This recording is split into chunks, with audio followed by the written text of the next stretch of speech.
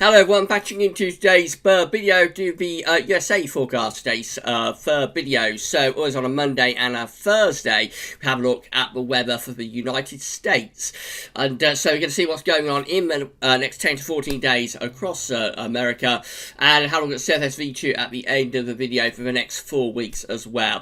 These videos are YouTube exclusive, so if you would like to, when we are releasing these USA forecasts on the channel on a Monday and a Thursday, then please make sure you are subscribed to the channel, and that would be absolutely great if everybody can do that. Right, let's get on with it then. We're going to start off looking at Tropical Atlantic.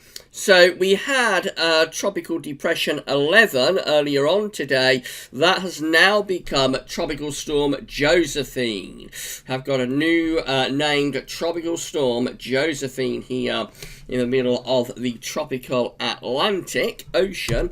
If we click on Josephine, we can see what National Hurricane Center is saying about this. So it's going to remain as a tropical storm into the weekend. The current position of Tropical Storm Josephine is just there. Going to move in that direction over the weekend, and by the time we get through to the early part of next week, Josephine will be back to a tropical depression.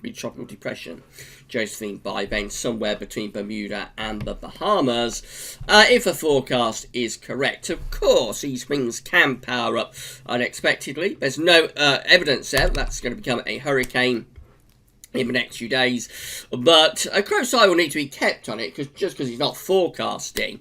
It isn't forecasting, but Josephine becomes a hurricane. It could power up unexpectedly. So National Hurricane Center will be keeping a very close eye on Tropical Storm Josephine. I'm quite sure. Tropical Storm Josephine is currently giving maximum sustained winds of 45 miles per hour with a minimum central pressure of 1,005 millibars. And Josephine is moving west-northwestwards at 15 miles per hour. This is how the wind flow map is looking from earthnullschool.net, coming across the tropical Atlantic. So you can see the circulation that is Josephine. Actually, let's zoom in a little bit more. So yes, you can see the circulation here. That is Tropical Storm Josephine. Just there, that circulation just there. And if the forecast from National Hurricane Center is correct, this isn't going to power up any more than it currently is. It's going to stay as a tropical storm and sort of move in that general direction through the rest of the weekend, and into the early part of next week. So how the GFS is forecasting Josephine. So the current position is from TroubledTidbits.net. The current position of Tropical Storm Josephine is just there. Keep an eye on that area of low pressure just there, and see what the GFS model is forecasting Josephine to do.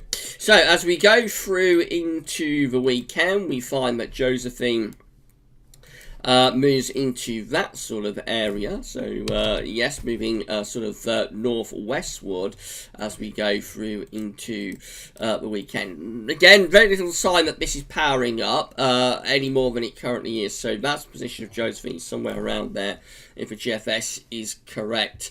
For the so that's like for the early part of next week, like that's Tuesday 18th of August. So Josephine then sort of just stalls in that kind of area and then gradually dissipates, really. So Josephine is sort of dissipating through here during that period. So again, it doesn't look like this is going to impact anything directly in the United States at the moment. It looks like Josephine going to be a tropical storm in the tropical Atlantic. It may bring impacts to like the Caribbean. It could bring impacts to Bermuda or the Bahamas, those sort of areas.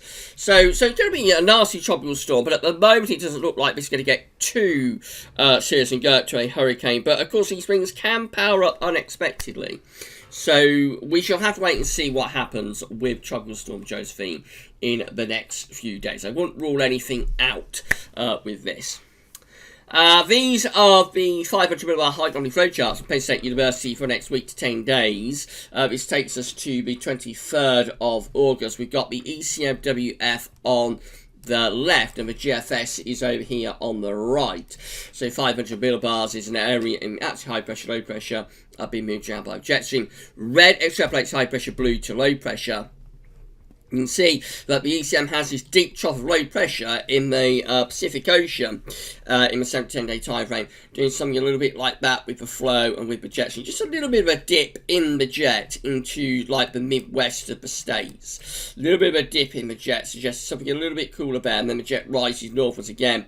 So the eastern side, the east coast, is like to say quite hot, but around the around the Midwest, like the Great Lakes, those sort of areas, it could cool down. There is also a trough of low pressure down here across the southern part of the states. Both the GFS and the ECM show that. I don't think that is tropical storm or hurricane related. I don't think that's a tropical storm that's come out of the Gulf of Mexico. I think just generally quite low pressure across southern parts of the state. So the GFS is also very similar. Again, got this trough up towards the Great Lakes and a bit of a dip in the jet stream before it rises back north again on the northeast coast. Bit of low pressure down here across the southern states. Some there's low pressure over in the Pacific Ocean as well. So the jet stream doing something a little bit like that. There's probably going to be a ridge through there. There'll probably be a ridge through there, but will be bringing quite a lot of hot weather on the western side of the states. The western states looks like it get very, very hot under that ridge of high pressure. In fact, you can see this on the GFS upper air temperature and precipitation ensemble sets. This is for Seattle over in the Pacific Northwest. So the red line is the 30-year upper air temperature average for Seattle. And where I am in the UK, our climate is kind of similar, really, to the northwestern part of the state. So if there's one part of the world, New Zealand is another one. If there's one part of the world that has like quite a similar climate to the UK, it will probably be the northwest coast of America, somewhere like Seattle. And you can see that at the moment it is actually quite cool in Seattle, as it often is, perched next to the Pacific Ocean, that northwestern part of the states. But a heat spike on the way. We've been getting a few of these in the UK this summer as well. So a heat spike on the way for Seattle over the coming few days. Can get very, very hot actually, with upper air temperature going up to between 20 and 25 degrees at 850 HPA. For Seattle, that is very, very hot indeed with those upper air temperatures. It doesn't last long. It starts to cool down quite quickly. And so by the time we get through to sort of the middle of next week, the upper air temperatures in Seattle have gone back to quite quite sort of average type values. Beyond that, as we go into like the last week of August, generally a little bit on the warmer than average side still. One or two of those GFS ensemble members are going very, very hot, but in the more reliable time frame, it's like starting cool, heat spike over the weekend into the early part of next week, and then quite a quick cool down. Precipitation wise for Seattle, lots of dry weather coming up over the next week to 10 days. Maybe signs of some precipitation later on, but we have got this ridge over on the western side of the states that's producing this heat spike, and so yeah, there's not going to be a great deal of rain around. GFS upper air temperature and precipitation, what I'm talking about, these are the temperature anomalies for the next week. So temperature anomaly from the 13th to the 21st of August look like that. Very hot on the western side of the state. See how the west of the states looks really, really hot all the way up the west coast, including up to Seattle as well, and all points in between over towards the west of the Midwest just here, looking significantly hotter than average. In the Midwest itself, though, it is quite a lot cooler. So through those breadbasket states, yes, looking quite a lot cooler there from the Great Lakes going southwards. The East Coast itself does actually look a little bit warmer over there on the East Coast, but eventually these cooler temperatures might progress over onto the Atlantic coast. Precipitation anomalies look a little bit wetter than average on the East Coast itself. These eastern coastal states do look a little bit above average with rainfall. Otherwise, generally quite a dry scene actually across many parts of America. That's how the latest GFS 12Z is looking for tomorrow. So you can see it's going to be quite a hot scene across many parts of the state. So tomorrow is the upper air temperatures. So it's a little bit cooler up towards Canada, up here in the northeast. So for most parts of the states do look generally quite hot. In the northwest, it is actually a little bit cooler, just as we're starting off. But notice very hot in the southwest, as it always is at this time of year. And that heat is going to be pushing northwards up western side in in the coming days. So we go through into the weekend. We're trying to bring an area of low pressure in from Canada into those far northern states. There's a ridge over towards the northeast. That's going to be drawing up quite warm air onto the eastern side of America. And then we've got this heat, this ridge building out to west that's going to allow this heat to start pushing northwards from those southwestern states. Into the early part of next week, look at the upper air temperature. So heat surging northwards up the western side. We saw it for that ensemble for Seattle. The heat is going to be surging northwards up the western side, but at the same time, much cooler air is coming out of Canada into the Midwest. So the Midwest will be turning cooler, but probably also with some big showers and thunderstorms included. But on the western side, we're going to be pulling up that real heat through western states. And on the east coast itself, actually, it does look quite warm through there. Into the middle part of next week, again, looks very hot in the west with this ridge of high pressure, but going further eastwards, it does look a little bit cooler, particularly up towards the Great Lakes and going up into parts of Canada. Again, these are the upper air temperatures for Wednesday, looking pretty cool in the far north. Some of that does extend down through the Midwest as well. The East Coast itself, though, does look quite warm. And then very hot temperatures in the west, surging northwards, although by Wednesday, something just a little bit cooler could be starting to come into that Pacific northwestern coast. Then moving to like up to the 10-day time frame, and it looks like this. So as we get towards day 10, we're going to find that the heat begins to just ease off in those western states. So the heat just begins to ease down a little bit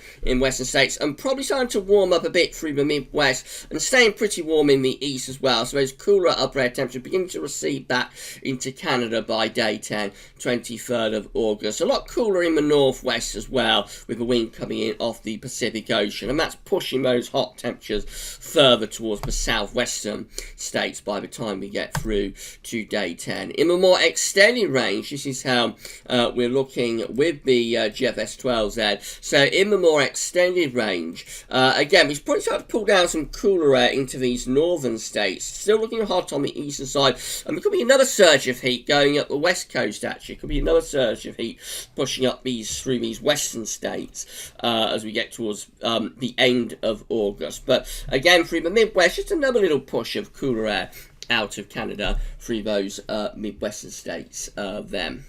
This is how the ECM is looking. So again, it's very, very similar to what the GFS is showing for this weekend. The heat really will be building on the western side of the states as this ridge builds. At the same time, through the Midwest up towards the Great Lakes, it's going to be a little bit cooler in those areas. Into the early part of next week, that's how the ECM is looking. So you're again producing very extensive heat up the western side.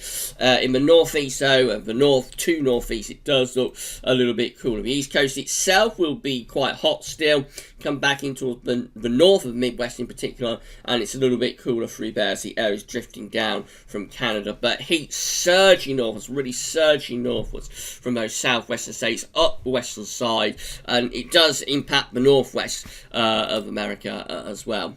Through to the middle part of next week, that's how it's looking. So again, reasonably cool in the far north, hot in the west. The heat probably just begin to recede back a little bit as we move up towards day 10 with the ECM. So in the extreme northwest, we do see it is beginning to cool down. Maybe not quite as much as the GFS shows though. So just cool down a little bit on that Pacific northwestern coast. But generally, a really hot scene through those western states, and heat probably building through the Midwest and going up towards the northeast as well as we get through to day 10. So generally a very hot scene by day 10 across many parts of America then.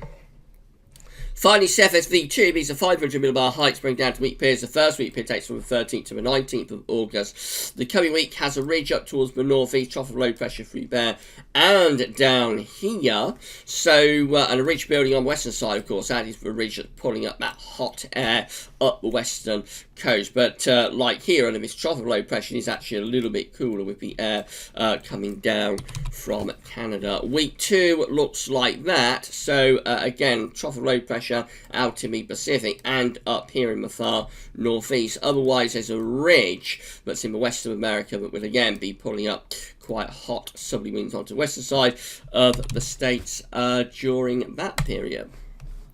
Week 3 is 27th of August to the 2nd of September. Trough low pressure in the northeast ridge of the Pacific coast. Looks like the jet stream could be starting to move southwards a little bit across America then. And then week 4 is going to take us from the 3rd to the 9th of September with a ridge off the Atlantic coast and off the Pacific coast too. And again, there could be a bit of a dip in the jet stream going on there with this trough of low pressure into those northern states. Temperature anomalies are looking like this. So very hot in week ahead on the western side of America. Really hot with heat surging northwards. Cooler through the Midwest. Pretty warm though as we come onto the east coast. Week 2, 20th to 26th of August, shows it's hotter in the west. It's also getting hotter in the north and in the northeast as well. A little bit cooler through those southern midwestern states perhaps. Week 3 looks like that, and again it's very hot on this western side of America, the whole of western America and up to the west of Canada, actually looking pretty hot, pretty warm as well, hot through the eastern states. In between it is a little bit nearer to normal. And then week 4, which is the 3rd to the 9th of September, again hot in the west, hot in the east, in between through the Midwest, could be going just a little bit cooler there. Could be going a little bit cooler there through the early part of September. Precipitation finally, so look like this, quite wet over on the eastern coast of America. For week 1, 13th to the 19th of August, but drier up towards the Great Lakes and going into the northeast as well. Pretty dry through the south and through those western states. Week 2 looks like that. It's the 20th, 26th of August. So again, drier than average in the northeast, wetter than average in the southeast, near normal precipitation as we go further westwards. Week 3 is going to be the 27th of August, 2nd of September. Again, quite wet in the southeast, a little bit drier in those central midwestern states, a little bit wetter in the northeast, nearer normal out to the west. And then week 4 is the 3rd through to the 9th of September. Again, always looking a little bit wetter in the far south and southeastern states, always looking a little bit drier perhaps in the northwest with nearer normal rainfall in between. So yeah, the story for the next few days is going to be the heat surging up the western side. You're going to have real heat wave conditions surging up the western side. At the same time, the sort of northern and midwestern states will be a little bit cooler, with the east coast itself quite hot. And as we go through towards the latter stages of August, so we're probably going to see that heat receding away a little bit from the northwest. We're seeing back towards those southwestern states. At the same time, I think central and eastern parts of the states probably get hotter into the second half of August as well. The big unknown with all of this is what impacts tropical storms and hurricanes are going to have that haven't yet developed. So always a very uncertain time of the year for forecasting.